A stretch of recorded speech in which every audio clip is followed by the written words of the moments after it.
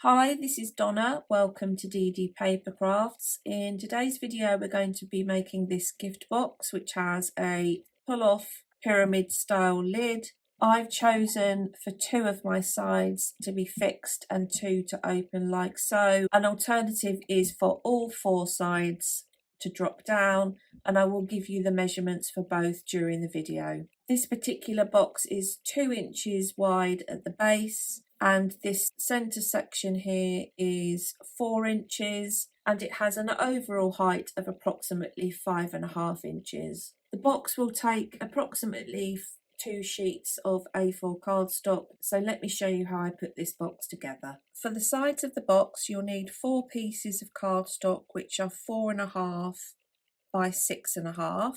Along the 6.5 inch side, score at 4.5 inches and 6 inches. Rotate along the 4.5 inch side, score at 4 inches. Along the top edge, make a pencil mark at 2 inches. Rotate 180 degrees and score in the 1/2 inch tab at 1.5 inches down to the 1/2 inch score line, and 3.5 inches down to the 1/2 inch score line. So you'll do that on all 4 pieces, regardless of which box you're going to make. You'll then need a ruler and stylus, and on each piece, regardless of which box design, we're going to score from the top pencil mark down to the left hand side at the end of the 4.5 inch score line, and down to the right hand side where the score line intersects with the 1/2 inch glue tab. Then we're going to score from the end of the left hand side of the 4.5 inch score line down to the top of our score line at the bottom, and then do the same from this point here down to the score line at the top here. And we will do that on all 4 pieces. So each of the 4 pieces will be scored like so. Regardless of which box you're making, we're going to start by cutting away the left hand side along this score line, and the left hand side of this score line, and the left hand side of the score line within the 1/2 inch tab here. And we're going to do that on all 4 pieces. So I'm going to cut up, and you want to cut this as straight as you possibly can and as neat as you can. If you want to use a trimmer to cut this piece away, that's fine. That's what I'm going to do. So you'll do that on all 4 pieces. Then again, on all 4 pieces, we're going to cut up the right hand side of this tab and just take a slight wedge from the ends. This is creating the glue tabs that our base is going to adhere to. Rotate. We can cut up the 1/2 inch section to remove the rest of that bottom panel, and then we're going to cut approximately 1/2 inch away from the score line to create a glue tab. So I'm going to cut like so. So what will happen is our box is going to be adhered with these glue tabs here along the base. If you want the top diamond section on each side to drop down, what you can now do is cut along this score line to the outside edge of the cardstock. So when we adhere, these top sections won't be glued at all. We'll pull the lid off and they will fall backwards like so. If, however, you want, if I just show you this example, you want the back 2, as it were, to stay adhered and the front 2 to drop down, on one section only, you will cut half an inch away from this right hand side glue tab. So you have some variations as to how your box is going to look. I'm going to have the back element of mine adhered. So I'm going to, on one piece only, cut half an inch away from the score line to create a glue tab. And on my remaining pieces, I will cut away this right hand section. Fold and burnish along our additional score line here, like so. And we can fold and burnish along our score line at the bottom. So this is the piece that has the tab. I'm going to cut up this central score line here and then cut up the extending score line to shape the glue tab at the bottom. And then in terms of this score line, this tab at the top, if I show you a cut piece, so this is going to adhere onto the top. You want to make sure that you cut the tab so that it doesn't go beyond the side of this cut section. So I'm going to just trim the excess off my top points and just cut that away. So I know now that my tab is not going to extend beyond this side piece. And at the same time, once you've cut your element away from the top edge, just flick your piece over like so, and I'm going to cut away this element here so that this tab does not run into the lower section. So just shape your tab along the long side accordingly. Once you've cut your pieces to size, just get rid of any pencil marks that you might have at the top. So you will either have 4 pieces which look like this, or you will have 1 piece which looks like this and 3 pieces which look like this. So if you have 4 pieces which look like this, fold and burnish your bottom tab, and you want to fold your top, your 4.5 score line, so that your pieces fold outwards, because we want to make sure that when the pieces are come together and we take the top cone off, these pieces fall backwards. Now if you've got your one piece that has got the 2 tabs, you'll add glue to the tabs at the side and adhere your 2 pieces together. Your remaining pieces will only be joined by the glue tab at the bottom. Alternatively, if you're going to have 4 drop down sides, you can add glue to each of the small glue tabs and glue your piece together.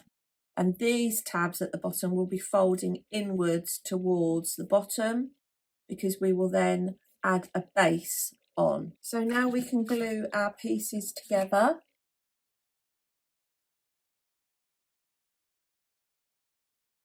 So if we just fold our base tabs under, you should find that your pieces all come together like so. For the base, I have a square which is 2 inches by 2 inches. I'm going to actually add that on with construction glue. Once that's stuck in place, pull the sides back. I can burnish that down.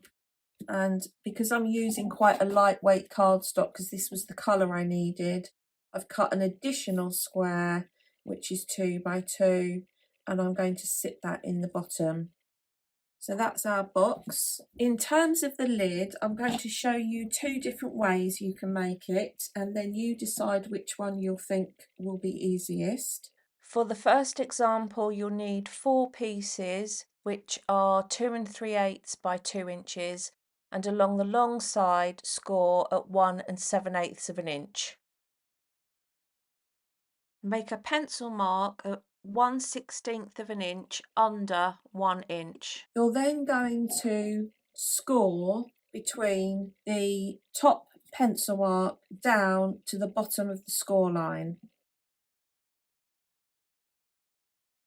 like so. So you'll repeat this process on each piece. We're then going to cut 1/2 inch away from the score line, like so. And then I'm going to use my trimmer to cut from the point on the cardstock down to the pencil mark at the top. So once you've cut your 4 pieces, fold and burnish along your score line. Trim away any of the excess on the tab. So fold your tab under and then trim away any excess. And then we're just going to take our second triangle, sit them on top of one another, like so. Flip the piece over and just make sure that you've cut enough away from this tab so that it's not going to be impeding the score line. So do that all the way around, and then you can go and add your triangles together. Before you do any gluing, make sure that you remove any pencil marks at the top. So if we add these pieces together,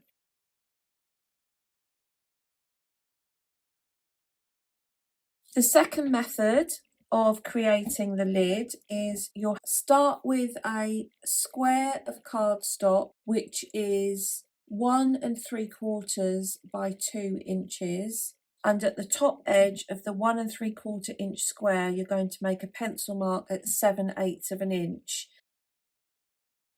And you want to use quite a sturdy cardstock for this because this is going to create a template. We're then going to cut that into a triangle. Take your cardstock, I'll use this as an example, and you'll need a starting piece of cardstock which is approximately 3 1/4 inches by 4 1/2 inches. That will give you a little bit of leeway. We'll line our bottom edge of our triangle up with our edge of our cardstock, and you want to make sure you have a sharp pencil, and I would do this on the reverse. So we're going to draw around the template. We're then going to move our triangle so that the left hand edge of the triangle lines up with the top point of the triangle that we've just drawn.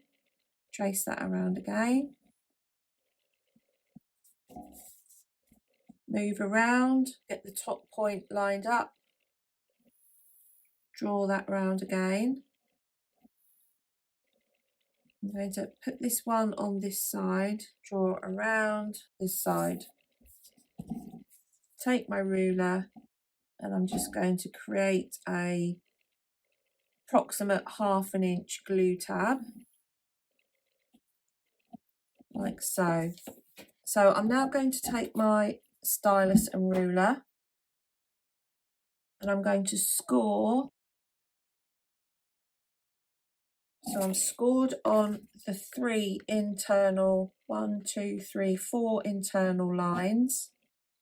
Take my scissors, cut around the bottom edge of the triangles. So all this is doing is it's eliminating the need to add the triangle pieces together.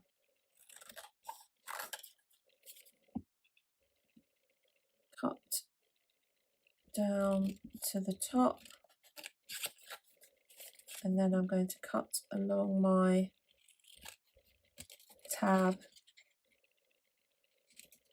cut that piece away, fold and burnish along my score lines, put away that excess on that tab.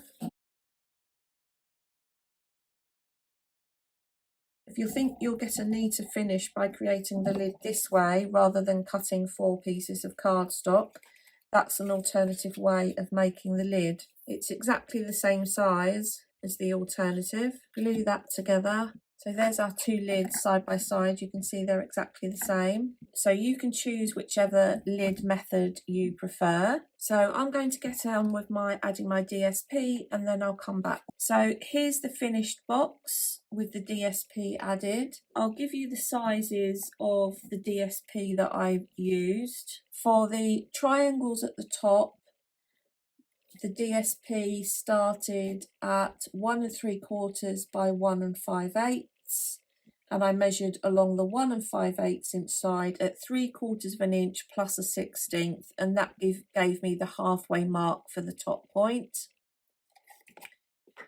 The triangle sides here were 3 3/4 by 4 1/4. So 3 3/4 by 4 1/4. So I measured along the 3 3/4 inch side at 1 7/8 and made my mark to then create my triangle. And the pieces for the bottom section were 3 5/8 by 1 1/4, and I measured in along one edge 7/8 of an inch and then cut the slopes. I would suggest you cut one from a scrap, lay it on to the piece and see how it looks, because triangles etc. can be quite tricky to put together in a shape that you then like. But that's the starting sizes that I used. So the box does have a nice profile. It is nice and roomy, and it would be easy to resize to suit your needs. I hope you've enjoyed today's video. If you haven't done so already, please consider subscribing to the channel. And until next time, thanks for watching.